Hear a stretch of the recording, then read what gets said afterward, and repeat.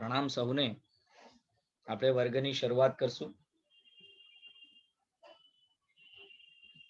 નમો અરિહંતાણમ, નમો સિદ્ધાણમ, નમો આયર્યાણમ, નમો ઉવજ્જાયાણમ, નમો લોહે સવ્વ સાહુણમ, એસો પંચ નમુક્કારો સવ્વ પાવપણાસણો, મંગલાણમ ચ સવ્વેસિમ પડમમ હોઈ મંગલમ.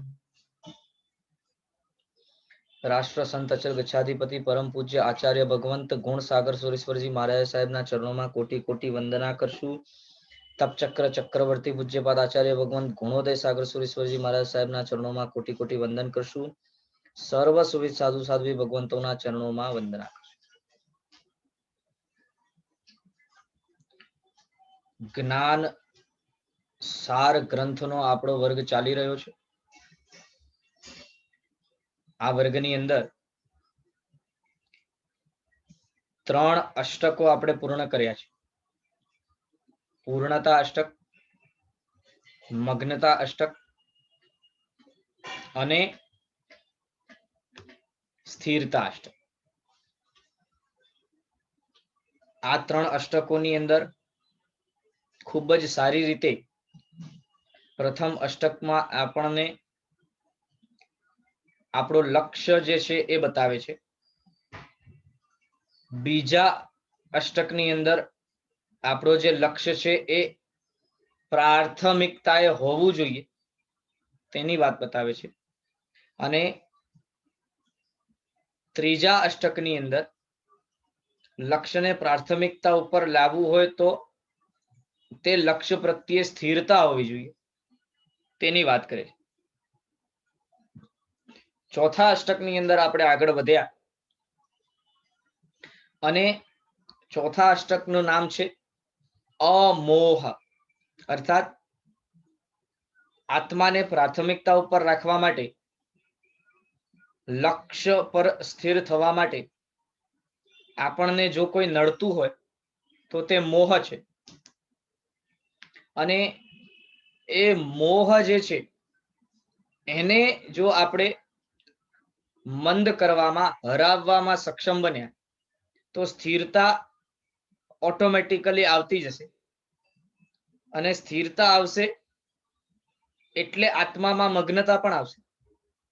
અને જેમ જેમ સ્થિરતા તથા મગ્નતા આવતી જશે તેમ તેમ પૂર્ણતા તરફ જીવ આગળ વધતો જશે. અમોહ અષ્ટકની અંદર, ચોથા નંબરના અષ્ટકની અંદર 3 ગાથાઓ આપણે જોઈ. એમાં મોહને નાબૂદ કરવા માટે પ્રથમ ગાથાની અંદર આપણને એક મંત્ર આપ્યો. અનાદિકાળથી જે ખોટો મંત્ર આપણે ગોખીને બેઠા છીએ, હું અને મારું, એ મંત્રથી વિપરીત મંત્ર, એ મંત્રના ઝેરને કાપી નાખે તેવો મંત્ર, હું નહીં અને મારું પણ નહીં, એ મંત્ર આપણને પ્રથમ ગાથાની અંદર આપ્યો. ત્યારબાદ બીજી ગાથાની અંદર આપણને શસ્ત્ર આપ્યું. પહેલી ગાથાની અંદર મંત્ર આપ્યું, બીજી ગાથાની અંદર શસ્ત્ર આપ્યું. શું શસ્ત્ર આપ્યું? તો કહે છે હું શુદ્ધ આત્મા છું અને જ્ઞાન આદિ અનંત ગુણો એ જ મારું ઐશ્વર્ય છે. એ આપણને શસ્ત્ર આપ્યું. હવે આ મંત્ર અને શસ્ત્ર બંનેનો ઉપયોગ કરી આપણને મોહને નાબૂદ કરવા માટેનું પ્રયત્ન કરવાનું છે. જેમ જેમ આ મંત્ર અને શસ્ત્રનો જેટલો વધારે સારી રીતે ઉપયોગ કરીને આપણે મોહને ઓછું કરતા જશું તેમ તેમ જીવ આત્મા તરફ વિકાસ કરતો જશે. તેમાં કોઈ બેમત નથી, કોઈ શંકાને સ્થાન નથી. ત્રીજી ગાથાની અંદર આપણને કહ્યું કે ભાઈ જેમ જેમ જીવ મોહથી દૂર થતો જાય છે તેમ તેમ સર્વપ્રથમ તે જીવ આ જગતને કઈ રીતે જુએ છે? તો કહે છે ત્રીજી ગાથાની અંદર, ગયા વર્ગની અંદર આપણે સમજ્યા, પણ ફરી એક વખત તે વિષયને આપણે સમજી લઈએ અને પછી ચોથી ગાથા તરફ આગળ. તો ત્રીજી ગાથાની અંદર કહે છે કે ભાઈ જે આ જગતની અંદર ઔદાયિક ભાવો છે. હવે ઔદયિક ભાવો એટલે શું? તો જે પણ કર્મના ઉદયથી આવનારી પરિસ્થિતિઓ છે તે બધું ઔદયિક ભાવ છે. બીજી બાજુ કહે છે કે કર્મના કારણે આપણા આત્માની અંદર મોહ જે ભાવો ઉભા કરે છે તે પણ બધું ઔદયિક ભાવો છે. અર્થાત એવી પરિસ્થિતિ કે એવો નિમિત્ત ઉભો થયો કે જ્યાં લોભ ઉત્પન્ન થઈ શકે અને ત્યાં આપણા અંદરમાં રહેલો જે મોહ રાજા છે એ આપણા અંદરમાં લોભને ઉપજાવે છે, તે પણ ઔદયિક ભાવ છે. હવે આપણી દ્રષ્ટિ જ્યાં સુધી તેવા ઔદયિક ભાવની સાથે રહેશે અથવા આપણું ચિત્ત જ્યાં સુધી તે ઔદયિક ભાવની સાથે એનું માનીને ચાલશે ત્યાં સુધી સંસારમાં દુઃખ દુઃખ દુઃખ ને માત્ર દુઃખ સિવાય કશું જ નથી મળવાનું. પરંતુ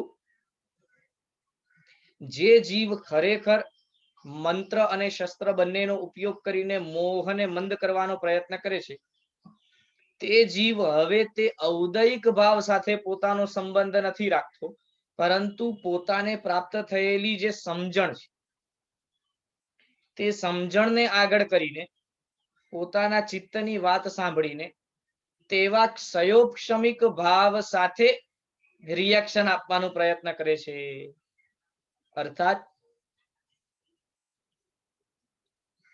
આપણને કોઈ ભાવતું ભોજન આપણા સામે પીરસાયું હોય ત્યારે અંદરમાં રહે જો પરિસ્થિતિ નિમિત્ત એવું છે કે જ્યાં લોભ થાય અને તે સમયે આત્મામાં રહેલો જે મોહનીય કર્મ છે જે એ આપણા ચિત્તને ઉશ્કેરે કે તારી ભાવતી વસ્તુ તારા સામે છે, તેને વાપરવા માટેની ઈચ્છા કર, તેના પ્રત્યે આસક્તિ જગાવ, તેનામાં લોભ ઊભું કર.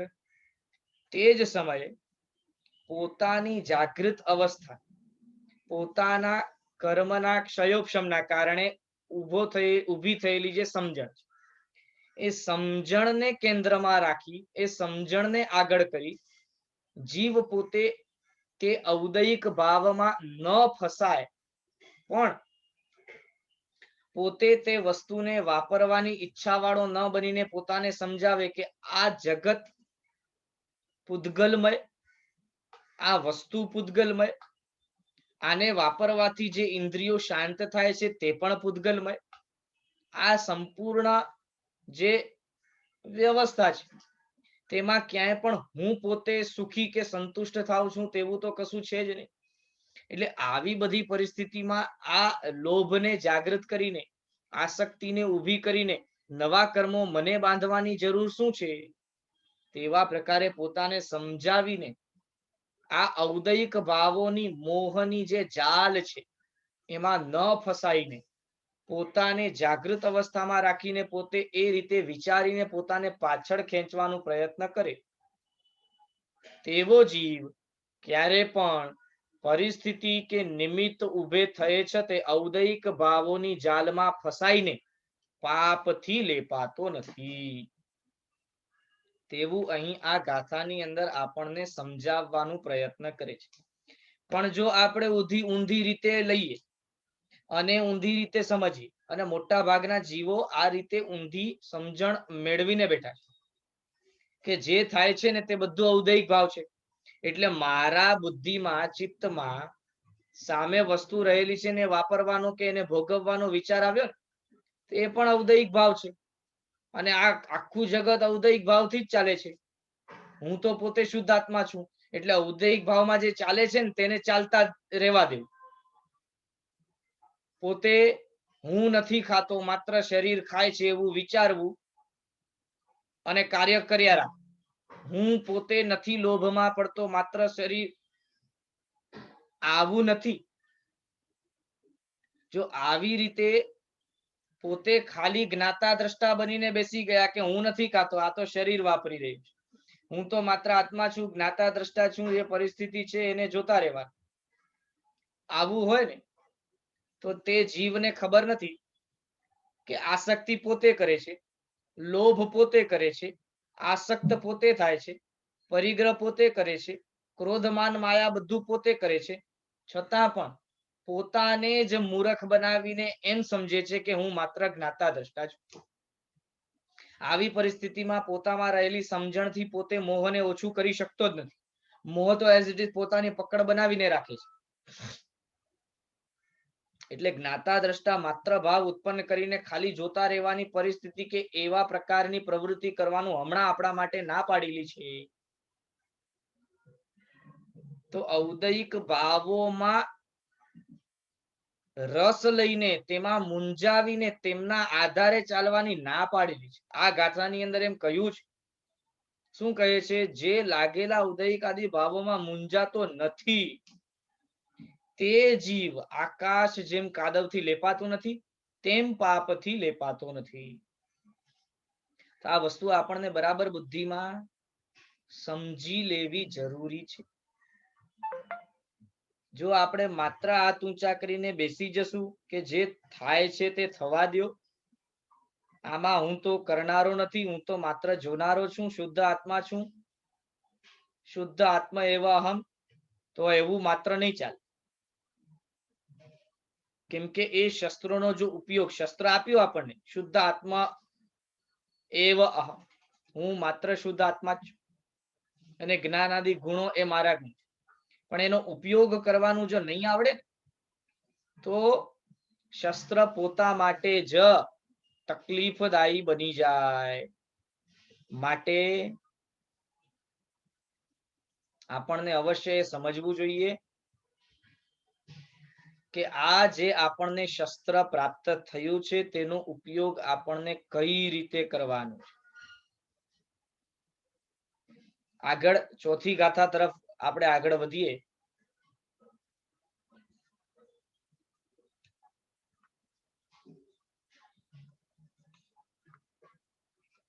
ચોથી ગાથાનો ઉચ્ચાર લઈશું. પશ્યન્ન એવ પરદ્રવ્ય નાટકમ પ્રતિપાટકમ ભવચક્ર પુરસ્થોપી નામૂઢ પરિખિદ્યતિ. ફરી એકવાર. પશ્યન્ન એવ પરદ્રવ્ય નાટકમ પ્રતિપાટકમ ભવચક્ર પુરસ્થોપી નામૂઢ પરિખિદ્યતિ. ખૂબ જ સુંદર ગાથામાં મર્મ છુપાયેલો છે. લખે છે, અનાદિ અનંત કર્મ પરિણામ રાજાની રાજધાની સ્વરૂપ ભવચક્ર નામના નગરમાં રહેતા છતાં એકેન્દ્રિય આદિ નગરની પોળે પોળે પર દ્રવ્યનું જન્મ જરા અને મરણાદિ રૂપ નાટક જોતો મોહ રહિત આત્મા ખેદ પામતો નથી. શું કહે છે સમજવાનો પ્રયત્ન કરીએ. જ્યારે જીવની જ્ઞાન દ્રષ્ટિ જાગૃત થાય, જેમ જેમ જગતને વાસ્તવિક શાસ્ત્ર વચનોના દ્રષ્ટિથી જીવ જોવાનો પ્રયત્ન કરતો જાય, તેમ તેમ તે જીવને સ્પષ્ટપણે દેખાય કે આ સંપૂર્ણ વિશ્વની અંદર, સંપૂર્ણ સંસારની અંદર બધે ઠેકાણ સંપૂર્ણ 14 રાજલોક જેટલા પણ જીવો જુદા જુદા ભવોમાં જુદી જુદી પરિસ્થિતિઓમાં છે, તે બધા મોહના કેદખાનામાં ફસાયેલા છે. અર્થાત સંપૂર્ણ વિશ્વમાં જે 4 ગતિઓ છે એ દેવગતિ, મનુષ્ય ગતિ, તિર્યંચ ગતિ અને નરક ગતિ. આ સંપૂર્ણ વિશ્વ જે છે એક નગર સ્વરૂપ છે, નગર સમાન છે. અને તે નગરની અંદર આ ચાર ગતિઓ જે છે ને એ ચાર શેરીઓ રૂપ છે. અને ચારે શેરીઓમાં જતા કોઈ પણ ખૂણાની અંદર રહેલો કોઈ પણ જીવ જે છે એ બધા ઠેકાણે બધા જીવો જે છે એ પોતે મોહ જાલમાં ફસાયેલા છે. અને માટે ઔદયિક ભાવોથી ભાવિત થઈને પોતે જીવી રહ્યા છે. ઔદયિક ભાવ અનુસારે પોતે જીવી રહ્યા છે.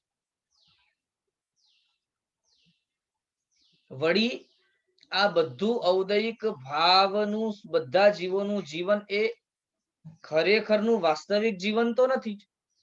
માત્ર નાટક ભજવી રહ્યા છે બધા જીવો, તે પ્રકારનું આ સંસારનું સ્વરૂપ છે.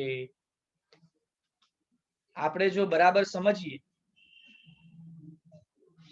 આપણે સ્વયં શુદ્ધ આત્મા તરીકે છીએ અને સંસારમાં જુદા જુદા ભવ કરી રહ્યા જીવોની જે અવસ્થાઓ સંસારની અંદર છે તે બધી કોઈ પણ અવસ્થા એ વાસ્તવિક અવસ્થા નથી. આ તો કર્મજન્ય અવસ્થા છે, કર્મના કારણે ઊભી થયેલી અવસ્થા છે. અને કર્મના કારણે ઊભી થયેલી અવસ્થા એ નકલી અવસ્થા છે. જેમ કોઈ પણ વ્યક્તિ પોતે કોઈક નાટક કે પિક્ચરમાં કામ કરતો હોય, જેમ કે આપણે હમણાં ઘણા અભિનેતાઓને જોઈએ છીએ કે તેઓ નાટકોમાં, પિક્ચરોમાં કામ કરતા હોય,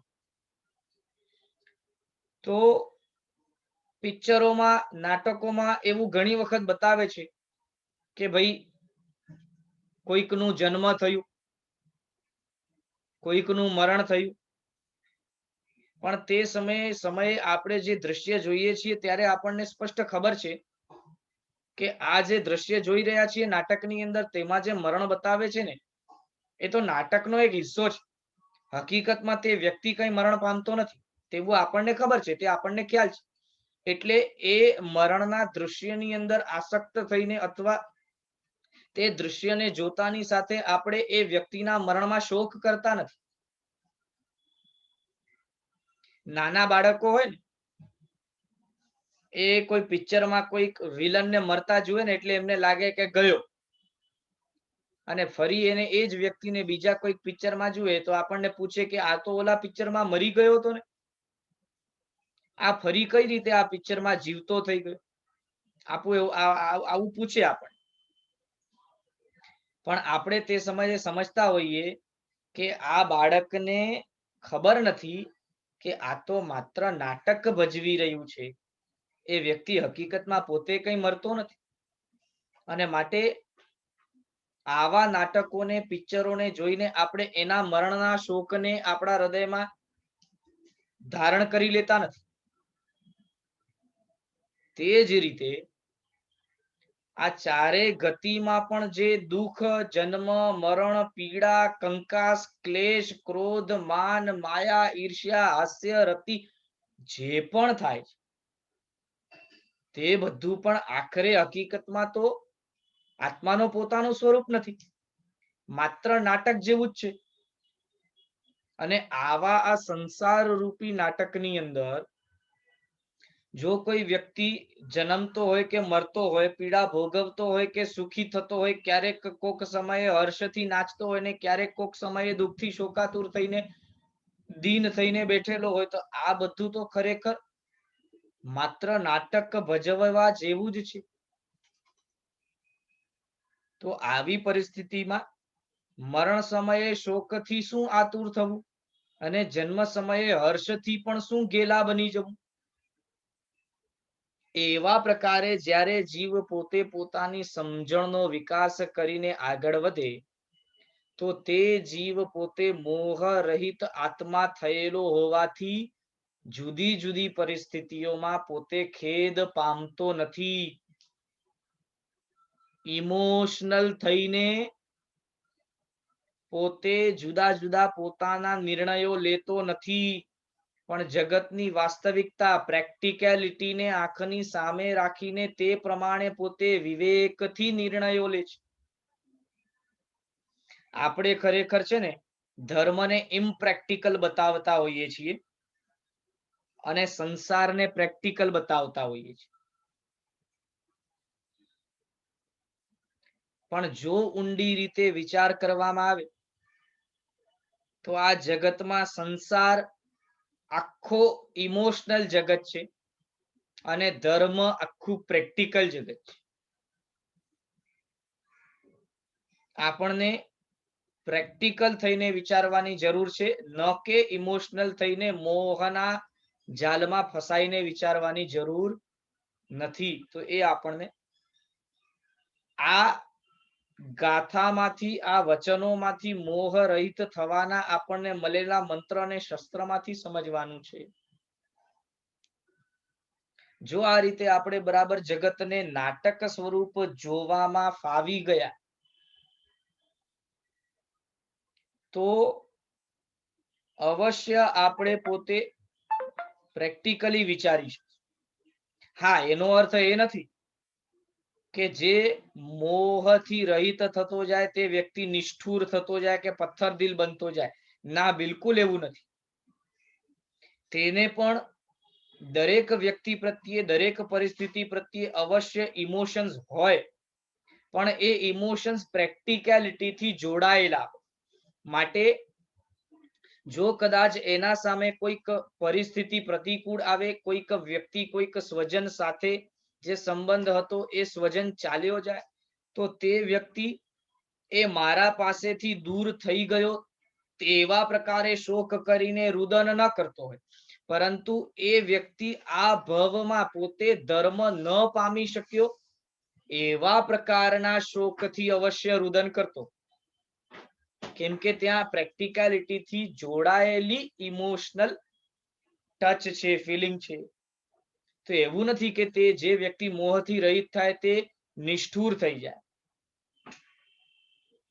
અવશ્ય તેના હૃદયમાં તે દરેક જીવ પ્રત્યે મૈત્રી અને કરુણા આદિ ભાવો હોય જ છે, પણ માત્ર જોવાની દ્રષ્ટિ જુદી છે. તો એ જ દ્રષ્ટિ આપણને અહીં કેળવવાની છે. આપણે પોતાના સ્વાર્થને કેન્દ્રમાં રાખીને વિચારતા હોઈએ છીએ, માટે કદાચ કોઈક વ્યક્તિ, કોઈક સ્વજન, કોઈક નજીકનો આપણાથી દૂર વયો જાય ને તો આપણે આપણા અંદરમાં રહેલા કામ રાગના કારણે રોતા હોઈએ છીએ, શોક કરતા, રુદન કરતા હોઈએ. બાજુવાળાના ઘરની અંદર એનો પુત્ર મરી જાય છતે આપણે રડીએ છીએ ખરા? નહીં, કેમ કે એના બાજુવાળાના પુત્ર સાથે આપણો એવો કોઈ કામ રાગનો સંબંધ છે જ નહીં. પણ જો બાજુવાળાનો પુત્ર મૃત્યુ પામે અને વ્યક્તિ પોતે ધર્મની દ્રષ્ટિથી, પ્રેક્ટિકલ દ્રષ્ટિથી, મોહ રહિત દ્રષ્ટિથી વિચાર કરવા વાળો હોય ને, તો બાજુવાળાનો દીકરો ધર્મ ન પામી શક્યો કે આ ભવ હારી ગયો તેવા પ્રકારની કરુણા સહિતનું રુદન તો એના હૃદયમાં પણ.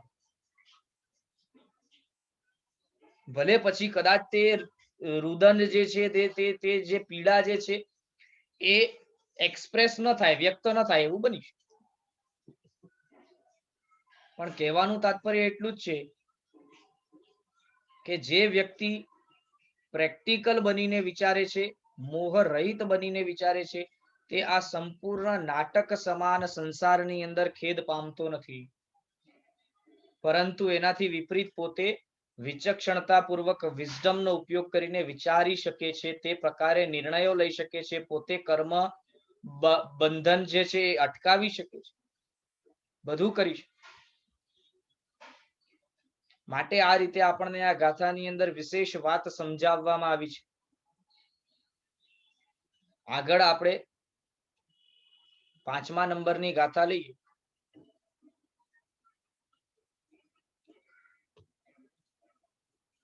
ગાથાનો ઉચ્ચાર આ પ્રમાણે: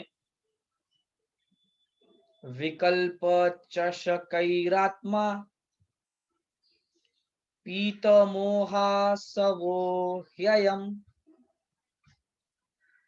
ભાવોચ્ચાતાલ મુત્તાલ પ્રપંચમ અધિતિષ્ઠતિ. ફરી એકવાર. વિકલ્પ ચષકૈરાત્મા પીત મોહાસવોહ્યયમ ભવોચ્ચાતાલ મુત્તાલ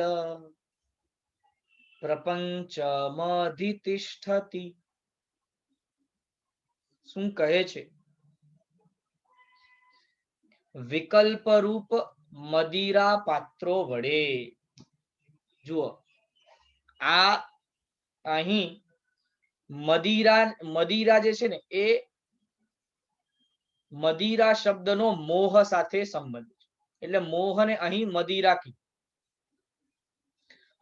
મોહને દારૂ સમાન કીધું. કેમ કે જેમ દારૂ પીધેલો માણસ પોતે મૂંઝાઈ જાય અને શું વાસ્તવિકતા છે અને શું નકલિયત અને અસલિયત છે તેની જે એને ખ્યાલ ના આવે, તે રીતે મોહથી મૂંઝાયેલો માણસ પણ છે ને ખરેખર હેય ઉપાદેયમાં ગ્રહણ કરવા યોગ્ય અને તજવા યોગ્ય જે છે એનામાં વિવેકપૂર્વક નિર્ણય ન લઈ શકે. માટે અહીં મદિરા ઇઝ ઇક્વલ ટુ મોહ.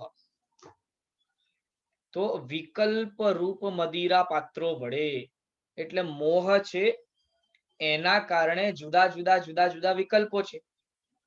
અર્થાત મોહરૂપી મદિરા જે વિકલ્પ રૂપી પાત્રોમાં પડેલી છે, મોહરૂપી મદિરા જે વિકલ્પ રૂપ પાત્રોમાં ગ્લાસમાં પડેલી છે, તે મદિરા વડે તે મદિરાને પીનાર જીવ, તે મદિરાને ગ્રહણ કરનાર જીવ એટલે જુદા જુદા વિકલ્પોને ગ્રહણ કરનાર જીવ 100 અલગ અલગ જાતના ગ્લાસ પડ્યા છે. દરેક ગ્લાસની અંદર મોહના કારણે ઉભા થયેલા જુદા જુદા વિકલ્પો છે. એ દરેક ગ્લાસને ધીરે ધીરે જીવ પીતો જાય છે. એટલે દરેક વિકલ્પને પોતાના જીવનમાં અપનાવતો જાય છે. આવો જીવ ખરેખર હાથ ઊંચા કરી તાળીઓ આપવાની ચેષ્ટા કરવામાં આવે છે એવા સંસાર રૂપ પીઠાનો આશ્રય કરે છે. એટલે અહીં સંસાર રૂપ પીઠ એટલે શું? તો મોહ જ્યાં વસી રહ્યો છે તે જગ્યા, મદિરા જ્યાં મળે છે તે જગ્યાને સંસાર કહ્યું.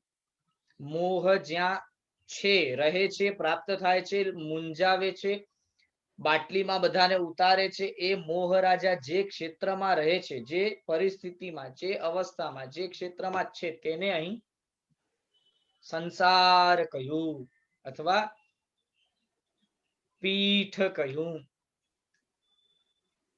તો તે સંસાર રૂપ પીઠની અંદર રહેલા મોહરૂપ મદિરાથી ભરેલા જુદા જુદા ગ્લાસ, એ જુદા જુદા વિકલ્પ રૂપ ગ્લાસને પીનારો વ્યક્તિ પોતે સંસારને ન સમજી શકતો મોહથી યુક્ત હોવાના કારણે ખરેખર કોક સમયે પોતે હસતો દેખાય છે, તાળીઓ વગાડતો દેખાય છે, કોક સમયે પોતે દુખી દેખાય છે, શોકથી આતુર દેખાય છે, રડતો દેખાય છે. દુખી એટલે ક્યારેક પોતે હસતો હોય, ક્યારેક પોતે રડતો હોય,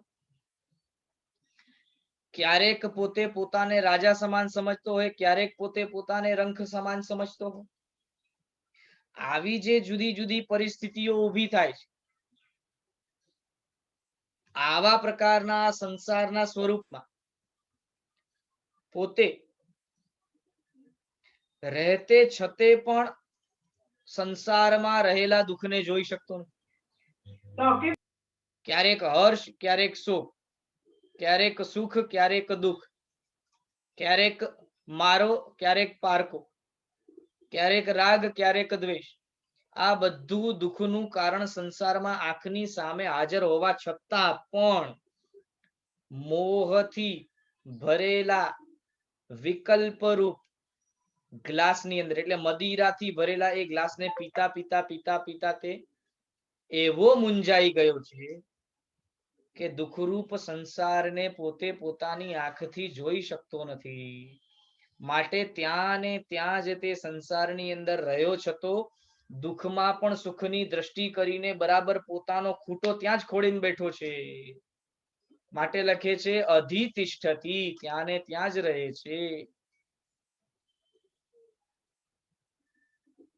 આ બરાબર જો વાસ્તવિકતા આપણે સમજવાનો પ્રયત્ન કરીએ તો આ ગાથામાંથી આપણને ઘણું ઘણું પ્રાપ્ત થાય તેવું છે.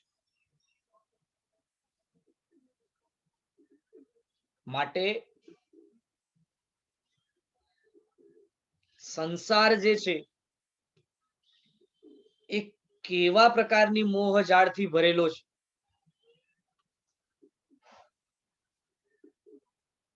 બે દિવસ પહેલા જ મોબાઈલની અંદર એક વિડીયો જોયો. તે વિડીયોની અંદર એક વ્યક્તિ પોતાનો ઇન્ટરવ્યુ આપી રહ્યો છે અને પોતે દિલ્હીમાં રહેનારો ટોપ ક્લાસનો જર્નલિસ્ટ, પોતે દિલ્હીમાં રહેનારો ટોપ ક્લાસનો જર્નલિસ્ટ એ પોતે પોતાની જીવન કથા સંભળાવી રહ્યો હતો. આ જીવન કથા જે હવે આપણે સાંભળીશું તેને જ આપણને બરાબર સંસાર સાથે કમ્પેર કરવાની. પોતે નાનપણથી જ હોશિયાર,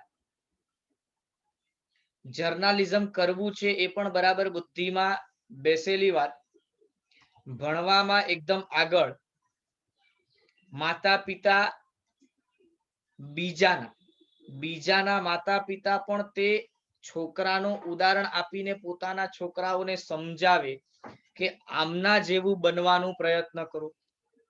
એવો એ વ્યક્તિ પોતે એક નહીં બનવા જોગ પરિસ્થિતિમાં અટવાય, અર્થાત માતા પિતાથી અલગ રહેવાનો અવસર આવ્યો. જર્નાલિઝમના કામ કરતા કરતા અમુક એવા સંગતોમાં પડ્યો કે જેના કારણે એને મદિરાનો ચસ્કો લાગ્યો. સર્વપ્રથમ નાનકડી 14 વર્ષની ઉંમરમાં એકાદ નાનકડો ચસ્કો લીધો પોતાના મિત્રના ઘરે રહેલા પોતાના પિતાની બાટલીમાંથી. હવે વિચાર કરો આ પણ કેટલું જોખમી છે. પોતાના મિત્રના ઘરે રહેલા પોતાની પિતાની બાટલીમાંથી નાનકડો 14 વર્ષની ઉંમરમાં ચસ્કો લીધો. ત્યારે ગમી ગયું. પછી તો વર્ષો નીકળ્યા, 21-22 વર્ષના થયા ત્યારે ભાઈ કોલેજના સમયમાં મિત્રો સાથે ફરી ચસ્કાનો અવસર આવ્યો એટલે એમ કરતા કરતા કરતા કરતા મદિરાની ટેવ પડી. સંસાર પણ આવો જ છે. સંસારમાં જે વિષય કશાયો છે, ઇન્દ્રિયોના જે વિષયો છે, મનના જે વિષયો છે ને તેનો ધીરે ધીરે ધીરે ધીરે ચસ્કો લાગતો જાય. અને એક વખત જો ચસ્કો લાગ્યો તો એ મદિરા હવે દર વખતે જોઈએ. પછી મહિનામાં એક વખત, ધીરે ધીરે અઠવાડિયામાં એક વખત, ધીરે ધીરે ધીરે 4 દિવસમાં એક વખત, 2 દિવસમાં એક વખત, હવે દરરોજ એક, પછી ધીરે ધીરે દરરોજ 2, દરરોજ 3 ગ્લાસ, દરરોજ 4 ગ્લાસ, દરરોજ 4 બાટલી. એમ કરતા કરતા એ વ્યક્તિના જીવનમાં મદિરા પીવાનું સ્તર વધતું ગયું અને બીજી બાજુ પોતાનો પરિવાર, પોતાનું કામ, પોતાની ખ્યાતિ, પોતાની ઇજ્જત બધું છૂટતું ગયું. એમ કરતા કરતા કરતા કરતા એ વ્યક્તિ એવી પરિસ્થિતિએ પહોંચ્યો કે એ વ્યક્તિને હવે મદિરાની એટલી બધી ટેવ છે કે મદિરા ન પીએ ને તો શરીર એટલો બધો આકુળ વ્યાકુળ થાય કે એને લાગે કે બસ હવે હું 2 દિવસમાં જો મદિરા નહીં પીઉં તો મરી જઈશ. અને મદિરા લેવા માટે પૈસા હાથમાં નથી. આવી પરિસ્થિતિમાં એ વ્યક્તિ ઘરથી બહાર થયો, નોકરીથી બહાર થયો, ઇજ્જતથી બહાર થયો, ખ્યાતિથી બધું ગુમાવ્યું અને દિલ્હીના સડકો ઉપર રસ્તાઓ ઉપર 9 મહિના સુધી એ ભિખારીની જેમ રહ્યો. દિલ્હીનો ટોપ ક્લાસનો જર્નાલિસ્ટ, મદિરાની આદતમાં દિલ્હીના રસ્તાઓ ઉપર ભિખારીની જેમ અહીંયા ત્યાં ટોળાઓ ખાતો, ક્યારેક સ્ટેશને ક્યારેક ક્યાંક સૂતો મળતો. એવી પરિસ્થિતિમાં એ દિવસો પસાર કરી રહ્યો છે. શરીરમાંથી પસીના સુદ્ધાનું ગમન બંધ થઈ ગયું છે. શરીરમાંથી કોઈ પણ ઠેકાણેથી પસીનો પણ નીકળતો નથી. એટલું બધું અસર શરીર ઉપર મદિરાએ કરી નાખી. આ જ રીતે સંસારનું પણ સ્વરૂપ છે. જેમ જેમ આપણને આ ઇન્દ્રિયોના મનના વિષયોની ટેવ પડતી જાય કે પછી આપણને દર વખતે ઘૂંટડું જોઈએ, દર વખતે ઘૂંટડું જોઈએ, અને ધીરે ધીરે ધીરે ધીરે ઘૂંટડું વધતું જાય. અને જેમ જેમ ઘૂંટડાઓ વધતા જાય તેમ તેમ એની આદત પણ વધતી જાય. એના વગર જીવી ન શકાય તેવી પરિસ્થિતિ ઊભી થાય. અને જ્યારે ન મળે ત્યારે આર્તે રૌદ્ર ધ્યાન કરીને, કશાયો કરીને જીવ કર્મ બાંધતો જાય. આ બધું કોણ કરાવે છે? મોહરૂપી મદિરા કરાવે. એ વ્યક્તિ આ રીતે પરિસ્થિતિમાં ફસાયો કે ટોપ લેવલનો હોવા છતાં પણ પોતાની અવસ્થાને ન જાણતો, ઘુમાવી બેઠેલી અવસ્થામાં રસ્તે ભટકતો થયો. તે જ રીતે આપણે પણ પોતાના આત્માનું ઐશ્વર્ય ન સમજી શકતા હોવાના કારણે ટોપ લેવલની કક્ષાવાળા હોવા છતાં પણ પોતે સંસારની તુચ્છ વસ્તુઓમાં ફસાઈને પોતે પોતાની બધી જ ગુણરૂપ ખ્યાતિને ખોતા આવીએ છીએ. માટે આ સંસારની દુઃખરૂપતાને જે જોનારો થાય તે જ આ સંસારને ત્યજનારો બને. બાકી તો તાળીઓ વગાડતો પોતે દુઃખરૂપ સંસારમાં સુખ ગોતતા ગોતતા ગોતતા અહીં જ પડેલો હોય તેવું આ ગાથાની અંદર આપણને સમજાવે છે. ગાથા નંબર 6.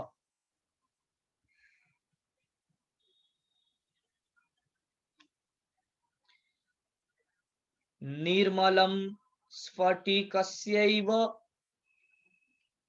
સહજમ રૂપમાત્મનઃ અધ્યસ્તોપાધિ સંબંધો જડસ્તત્ર વિમુહ્યતિ. ફરી એકવાર. નિર્મલમ સ્ફટિકસ્યૈવ સહજમ રૂપનાત્મનઃ અધ્યસ્તોપાધિ સંબંધો જડસ્તત્ર વિમુહ્યતિ. આત્માનું સ્વાભાવિક સિદ્ધ સ્વરૂપ સ્ફટિક જેવું છે.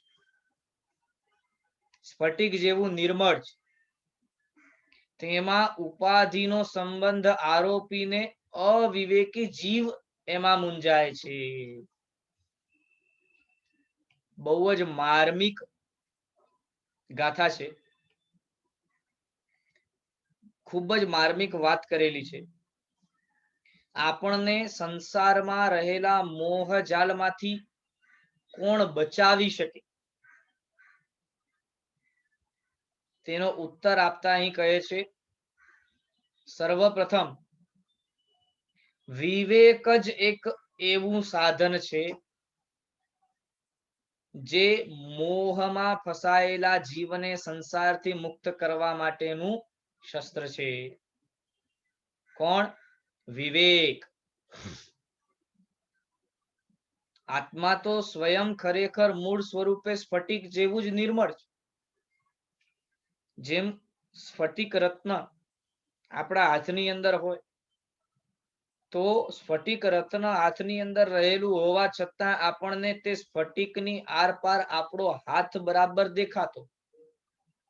કેમ કે સ્ફટિકની નિર્મળતા એટલી છે કે તે સ્ફટિક તો રત્ન હાથમાં હોવા છતાં પણ હાથનું દર્શન અટકાવતો નથી.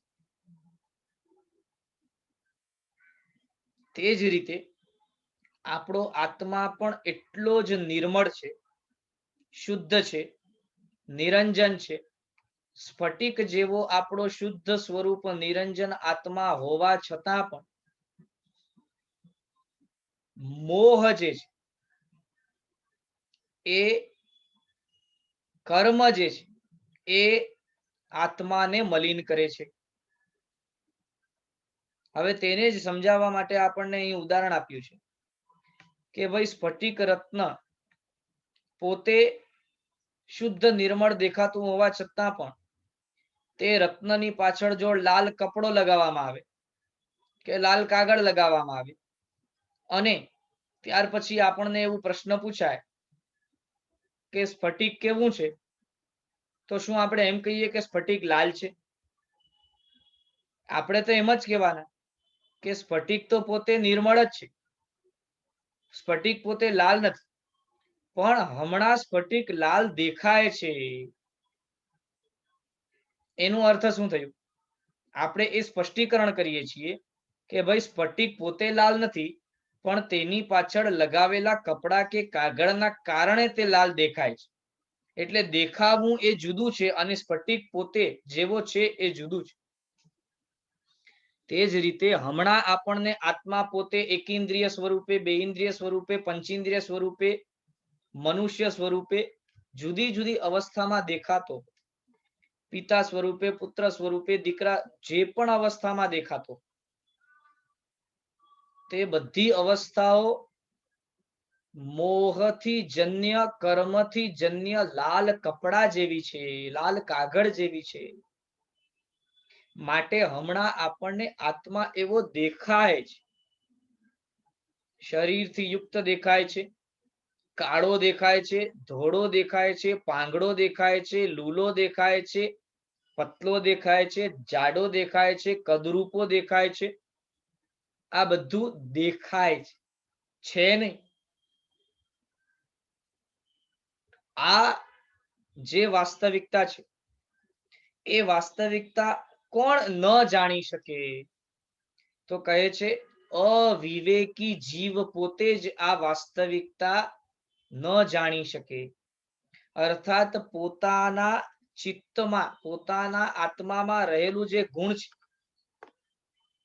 સમ્યક્ત્વનું જે ગુણ છે, સાચી સમજણનું જે ગુણ છે, ગ્રહણ કરવા યોગ્ય શું અને તજવા યોગ્ય શું એનું નિર્ણય કરી શકાવે એવો જે ગુણ છે, જેને આપણે વિવેક કહીએ, એ વિવેક હોવા છતાં એ વિવેકનો ઉપયોગ ન કરનારો જીવ જ પોતે પોતાના આત્માની તે સ્ફટિક સમાન નિર્મળતા નથી જોઈ શકતો અને સંસારની અંદર દેખાતી એવી અવસ્થાને વાસ્તવિકતા માની બેઠે છે. એટલે પોતાને શરીર માની બેઠે છે, મનુષ્ય માની બેઠે છે, એકેન્દ્રિય, પંચેન્દ્રિય, દીકરો, પુત્ર, પતિ, ધણી બધું માની બેસે, પણ નથી માનતો તો શું નથી માનતો? પોતે શુદ્ધ આત્મ સ્વરૂપ છે તે નથી માનતો. કેમ? અવિવેકના ચશ્મા તેની વિવેકની દ્રષ્ટિને ઢાંકી બેઠા છે. મોહના ચશ્મા તેની વિવેકની દ્રષ્ટિને ઢાંકી બેઠા છે. આનાથી છે ને આ ગાથામાંથી ઘણું ઘણું આપણને જાણવા મળે છે. સર્વપ્રથમ તો એ કે જ્યાં સુધી જીવ પોતે વિવેકી નહીં બને ત્યાં સુધી પોતાના શુદ્ધ સ્વરૂપને પામી નહીં શકે. પણ મૂળ સ્વરૂપે તો શુદ્ધ છે જ. બીજી વસ્તુ એ કે અવિવેકી જીવો જ આ જગતની અંદર મૂંઝાય છે, વિવેકી જીવો ક્યારે પણ આ જગતની ચકાચૌંધમાં મૂંઝાતા નથી. ત્રીજી વસ્તુ એ કે વિવેક નામના આપણા ચક્ષુને, ગુણને ઢાંકનારું કોણ? અવિવેક. એ અવિવેક પોતે કોણ? તો કે મોહ. એનું અર્થ એ થયું કે આ ગાથામાંથી આપણને જાણવા મળે છે કે સર્વપ્રથમ આ જગતમાંથી, આ સંસારમાંથી નીકળવા માટે, સંસારનો ત્યાગ કરવા માટે, સંસારથી છૂટા થવા માટે જો કોઈ સર્વપ્રથમ એવો દુશ્મન કે જેને હરાવવાનું આવે તો તે કોણ? તો કહે છે મોહ. અને મોહમાં પણ કોણ? તો કહે છે અવિવેક. એટલે આપણો સર્વશ્રેષ્ઠ દુશ્મન, શત્રુ જો કોઈ આ જગતની અંદર છે તો તે મોહ છે. અને મોહની અંદર પણ પ્રથમ શત્રુ અવિવેક છે, મિથ્યાત્વ છે. અવિવેક અર્થાત જ મિથ્યાત્વ. વિવેક એટલે સમ્યક્ત્વ અને અવિવેક એટલે મિથ્યાત્વ. માટે મિથ્યાત્વ સૌથી ઉત્કૃષ્ટ શત્રુ છે, જેને હરાવવા માટેનું પ્રયત્ન કરવાનું છે સર્વપ્રથમ. બીજા શત્રુઓ તો એક વખત રાજા ગયો ને તો સેનાપતિ કે સેના પછી કશું ના કર્યું. એ જ રીતે આ મોહ રાજા, કર્મનો રાજા ગયો ને તો પછી સેનાપતિને ચિલ્લર એવી સેના શું કરશે? કઈ ન કર્યું. આપણે બધાએ બાહુબલી પિક્ચર તો જોયું જ હશે. તેની અંદર ઓલું કાળો કાળો મોઢા વાળો કાલકેય હોય છે. એ કાલકેય પોતે કેટલી બધી સેના લઈને આવે છે. પણ એ કાલકેય એવા રાજાને જ જ્યારે પોતે બાહુબલી પરાસ્ત કરે છે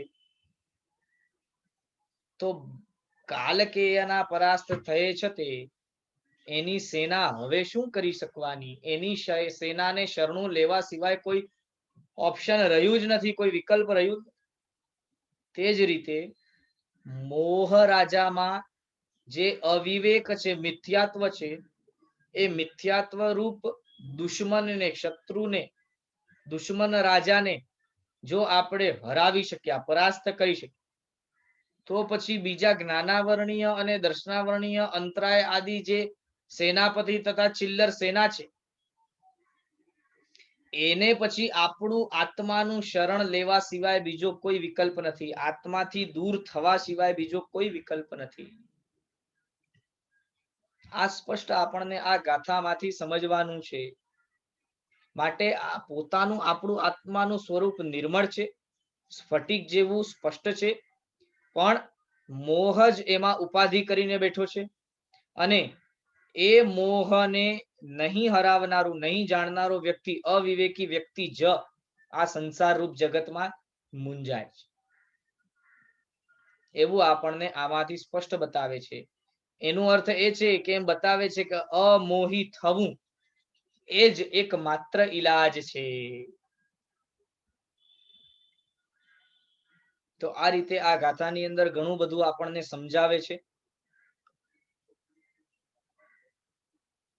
આગળની ગાથાઓમાં આપણે અવસરે આવનારા વર્ગોની અંદર આગળ વધશું. આટલામાં કોઈને પણ કોઈ પણ પ્રશ્ન થયો હોય તો આપ હેન્ડ રેઝ કરી શકો છો, પૂછી શકો છો. કોઈ વિષય ન સમજાયો હોય તો પણ આ બધો વિષય બરાબર આપણને ક્લિયર કરવું, ક્લિયર થવું જોઈએ.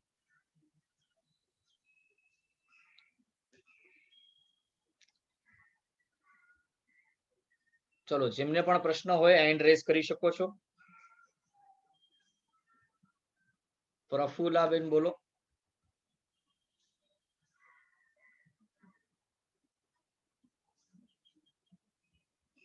પ્રફુલ્લાબેન ત્યાંથી અનમ્યુટ થઈ શકે તેવી શક્યતા નથી, કેમ કે તમે તમારો ઓડિયો ચાલુ નથી. ચંદનબેન બોલો. જી પ્રણામ ગુરુજી. હાજી. બીજી ગાથામાં કહ્યું છે કે હું શુદ્ધ આત્મદ્રવ્ય છું.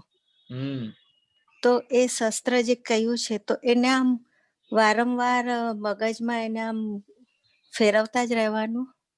જી જુઓ, આ જે શસ્ત્ર આપ્યું છે ને, હું શુદ્ધ આત્મા છું, એ શસ્ત્ર કેવું ખબર છે? આપણો શરીર જે છે ને, શરીર એ સંપૂર્ણપણે જ્યારે નિરોગી હોય અને સંપૂર્ણપણે એટલે કે નિરોગી હોય એટલે નિરોગી થઈ શકતો. નિરોગી થઈ ક્યારે શકે? પોતે નિરોગી હોય તો નિરોગી થઈ શકે. તે જ રીતે આપણો શરીર જે છે એ સંપૂર્ણ નિરોગી થઈ શકે છે એવું વારંવાર જે રટણ કરે તે જ જીવ પોતે રોગમાંથી મુક્ત થવા માટેનો પ્રયાસ કરે. એકદમ રાઈટ ગુરુજી. જે વ્યક્તિ એવું વિચારે કે ના હું નિરોગી થઈ જ ન શકું, તે વ્યક્તિ ક્યારે પણ રોગમાંથી નીકળવાનો પ્રયાસ નહીં કરે. હવે અહીંયા સમજવાનું એ છે કે હું નિરોગી બની શકું છું, આ તો છેલ્લી દશા છે, છતાં પણ એને સતત બુદ્ધિમાં ધારણ કરીને તો રાખવાની જ છે. પણ એનો અર્થ એ નથી કે રોગી વ્યક્તિ ખાલી હાથ ધરીને બેઠી જાય, હું નિરોગી છું, હું નિરોગી છું, હું નિરોગી છું, તો કઈ રોગથી મુક્ત ન થાય. એટલે એ વસ્તુને હૃદયમાં કંડારીને રાખવાની છે કે હું નિરોગી થઈ શકું છું, હું નિરોગી જ છું. એ જ રીતે હું શુદ્ધ આત્મા છું, હું શુદ્ધ આત્મા છું, એને નિશ્ચય દ્રષ્ટિએ હૃદયમાં કંડારીને રાખવાનું છે. કેમ કે એ જ વચન, એ જ નિશ્ચય દ્રષ્ટિ વ્યવહારમાં રોગને દૂર કરવા માટેના પ્રયત્નો પૂરા પાડવા માટેની શક્તિ આપશે. હું નિરોગી થઈ શકું છું એ વચન મને નિરોગી થવું હશે એના માટે એક્સરસાઇઝ કરવામાં પ્રેરણા કરશે, ગોળીઓ સમયસર ખાવામાં પ્રેરણા કરશે, ડોક્ટરોની વિઝિટ લેવામાં પ્રેરણા કરશે, જ્યારે જ્યારે ડોક્ટરોએ જે કહ્યું કરવાનું તે કરવામાં પ્રેરણા કરશે. એના પાછળનું ડ્રાઇવિંગ ફોર્સ શું? હું નિરોગી થઈ શકું છું. તે જ રીતે અહીં આપણને હું શુદ્ધ આત્મા છું આ વચનને સમજવાનું છે. જી. અને બીજું કે આજે તમે મોહ ને મદિરા જેવું કહ્યું, જી તો ઇન્દ્રિયને વશમાં રાખવાની જરૂર છે. જી ચોક્કસ. એટલે આપણને આગળ છે ને આ અમોહ અષ્ટક પછી છે ને આ ઇન્દ્રિય જય અષ્ટક વગેરે બધા અષ્ટકો આવતા જશે, આને જ લાગતા અષ્ટકો, કે અમોહ કઈ રીતે પામવું. એ રીતે જેમ જેમ આપણને આગળ અષ્ટકો આવતા જશે તેમાં આપણને સ્પેસિફિકલી બતાવશે કે ભાઈ અવિવેકી થી વિવેકી બનવું હોય, અમોહ થી અમોહી બનવું હોય તો કઈ રીતે આગળ વધવું એમ. બરોબર. કારણ કે આપણે જેમ જેમ આગળ જતા જઈએ છીએ તેમ એકદમ ડીપલી ને સરસ બધું જ્ઞાન આપણને મળતું જાય છે. આપ બહુ સરસ સમજાવો છો ગુરુજી. આભાર ગુરુજી. આ તો શું છે કે હું તો ખાલી બોલનારો છું, પણ કમાલ તો મહાપુરુષોએ કરી છે કે જે મહાપુરુષોએ આપણને આટલા ગુઢાર્થ ભરેલા વચનો પણ આટલી સહેરાઈથી આપણને પ્રાપ્ત થઈ શકે એવી વ્યવસ્થાઓ કરી છે. એટલે લાખ લાખ અને કરોડ કરોડ વંદન છે એવા એ મહોપાધ્યાય યશો વિજયજી મહારાજને કે જેમણે આ ગ્રંથ આપણને પ્રદાન કર્યું છે. પણ સમજાવવા વાળું પણ કોઈ જોઈએ, જે આપ અમને સમજાવો છો. જી જી. એટલે આ પણ દેવગુરુની કૃપા છે કે સમજાવવાનો અવસર પ્રાપ્ત થયો છે. જી આભાર ગુરુજી. હાજી હાજી આભાર. ચલો તો હવે હજી કોઈકને કોઈ પ્રશ્ન હોય તો આપ હેન્ડ રેઝ કરી શકો છો, અન્યથા આપણે અહીં પૂર્ણ કરશું. ચલો ખૂબ સરસ. તો આપણો જ્ઞાનસારનો વિષય ચાલી રહ્યો છે અને આશા છે કે આપ સહુને તે વિષય સમજાઈ રહ્યું હશે. જો કે હું બહુ ઊંડાણપૂર્વક હજી પણ મહાપુરુષો જે રીતે આપણને આપી ગયા છે તેમાંનું તો એક બિંદુ પણ આપી શકતો નથી, પરંતુ પોતાનો પ્રયાસ એવો કરું છું કે જેટલો હું સમજુ છું તે બધું આપ સહુને સમજાવી શકું. તો એ રીતે આપ બધા પણ એવું પ્રયત્ન કરો કે ધીરે ધીરે તે વિષયને હૃદયમાં ગ્રહણ કરી શકો. આજ માટે અહીં પૂર્ણ કરશું. જીના આજ્ઞા વિરુદ્ધ બોલાયું હોય તો મિચ્છામિ દુક્કડમ. સર્વ મંગલ માંગલ્યમ સર્વ કલ્યાણ કારણમ પ્રધાનમ સર્વ ધર્માણામ જૈનમ જયતિ શાસનમ જીન શાસન દેવ કી જય. પ્રણામ સૌને.